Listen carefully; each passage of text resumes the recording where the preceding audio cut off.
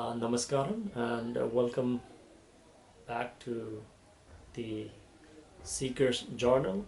So this is a chapter 4.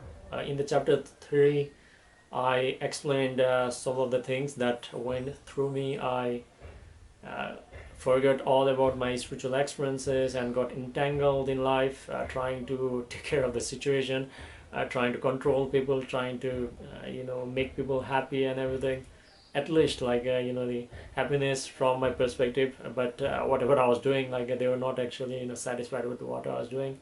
I actually had like a completely uh, wrong perspective of life. And at that time, I always has the duality that if I meditate, I couldn't control the external life, and if I was engaged with the external life, I was not able to sustain my spiritual path. So that actually ended the chapter 3. And I was back in India. I was consulting for one of the consulting for like a few of the companies, as well as I was working as the visiting uh, like a professor at one of the top universities, colleges in North India. And that actually brought me closer to Delhi. There are like other aspects also. At the time, there was one of my student who came to me because of my proclivity, inclination towards the spiritual aspects. He came to me and then said that he had a grandfather who used to become like a, the yogi, and then like he has his own ashram. He is now attend the Mahanirvana or Mahasamadhi. But he told me that whenever people went close to his grandfather, his grandfather would emanate the vibrations of Om from all his body. And at the time, being from the Buddhist meditation background and everything, I rejected that. I was not interested with mantras and like all that kind of stuff.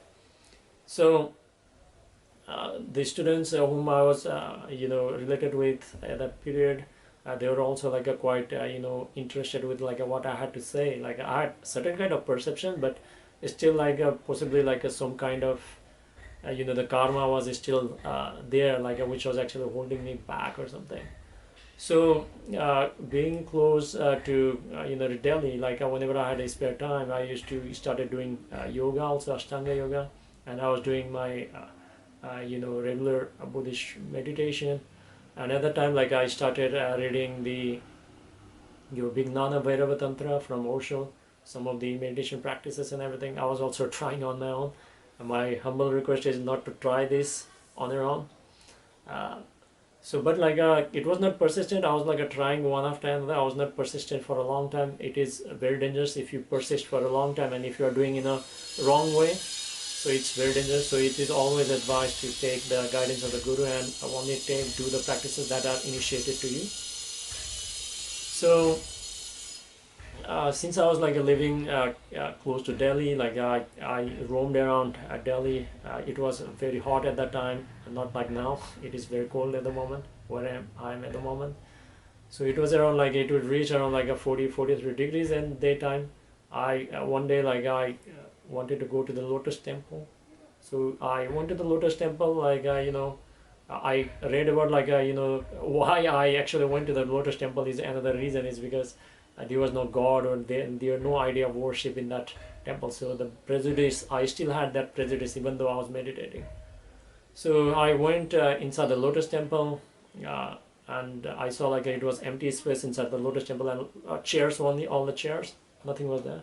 So I just went to the center, left everything I had on the side, and then sat there, and boom, so many spiritual experiences happened, crazy energies.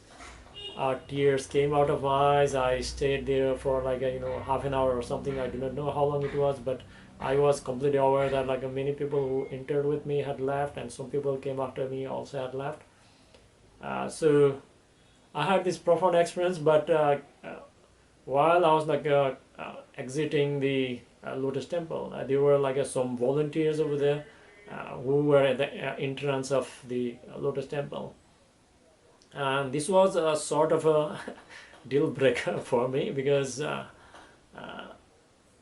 maybe like their intentions were good, but like I just wanted to remain in that state. But like they asked me, and then like possibly like I was meditating. I do not know like they do with each and every person or not. There was a library under the Lotus temple. They asked me, requested me to come with them, and when I went there, they collected details from me and like some other people also, and they gave some of the books, and they started asking me to read or something.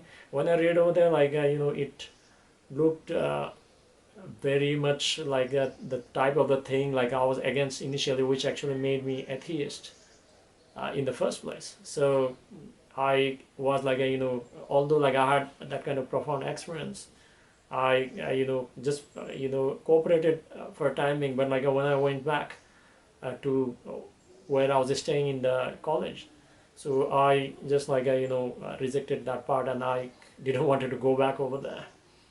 So yeah, the profound experience was there. Like I didn't knew like how to recreate that again. Possibly now I might think that if you know like a Lotus temple is started by religion of like a Baha'i religion, which is also a spiritual practice.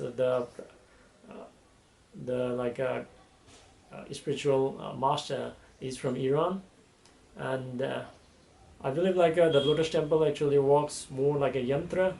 So whenever you go and sit over there, like it can actually do something with your energy body. I didn't know the entire mechanics over there. Possibly Sadhguru can answer that one. So it was a profound experience, and gradually, that part actually, created a trigger within me now that this is the time. Now finally, like I came back to my senses, and finally I remembered that I had to go to Tiruvannamalai now.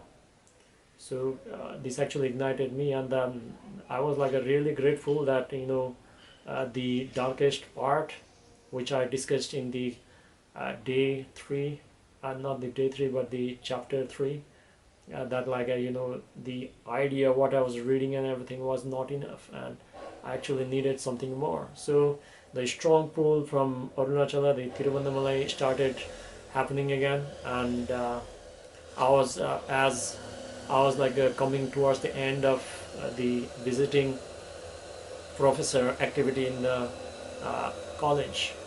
Uh, so that was coming to an end, and then like I booked my flight to Chennai, and from there like my friend, the another spiritual friend, like who had more, I believe like he was more mature spiritually than me. So he told me that like when I told that like I'm traveling to Tiruvannamalai, he said that I can actually take you there to Arunachala. So just by finishing my work at the North India, I took a flight from Delhi, and I went towards Chennai to meet, to have a rendezvous with my friend in Chennai. So I'll be continuing this in the chapter 5.